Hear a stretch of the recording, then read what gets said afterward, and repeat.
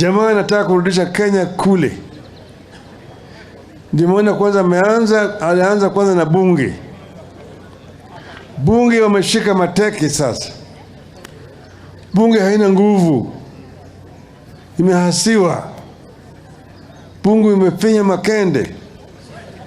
Haina makende tena. Bunge sasa sheria inatoka Ikulu na inapitishwa kwa bunge siku hiyo. Hakuna bunge. Bunge kazi yao ni mambo ya CDF, kugawanya CDF na kupewa pesa kwenda usafiri huko Australia. Chukua rafiki yangu mchana waenda naye Dubai, enda kia kule Canada na kadhalika. Hakuna chochote. Alafu Wetangula wanazunguka hao na kuja kufanya harambee hapa.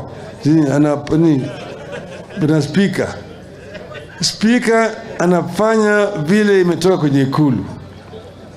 Sheria mbovu kama zile za section 2A zinapitishwa kwa bunge siku moja. Bunge ni kama sasa, bunge na executive imekuwa ni kitu kimoja. Sasa ile ambayo imebaki ni mahakama.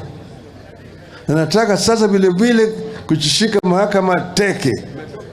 Iwe kama mahakama vile ni party ya executive. Sasa yeye anasema ukiamua vile yeye hataki, hata heshimu uamuzi wa mahakama.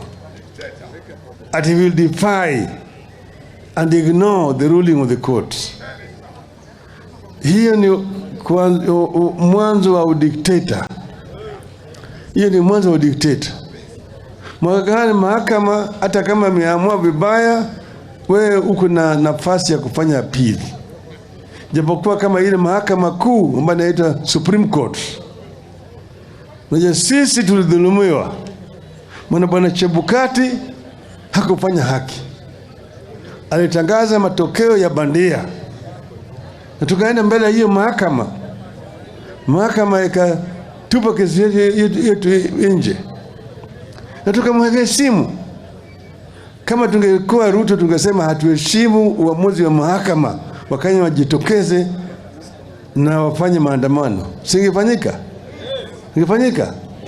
Lakini sisi tuliheshimu, ingawaje ilikuwa dhidi yetu. Sasa huyu jaji mkuu Madam Koome anasema anataka kufanya mazungumzo na Ruto.